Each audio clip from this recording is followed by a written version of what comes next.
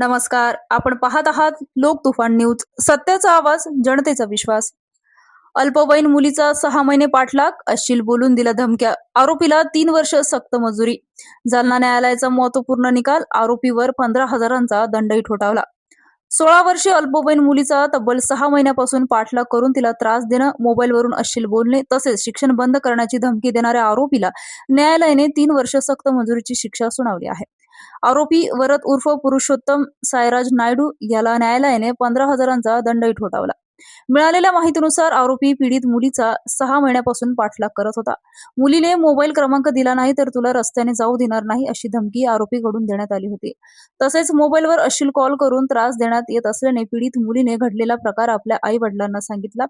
यानंतर सदर बाजार पोलीस ठाण्यात गुन्हा दाखल करण्यात आला. पोलिसांनी तपास पूर्ण करून आरोपी विरुद्ध न्यायालयात दोषारोपपत्र दाखल केलं.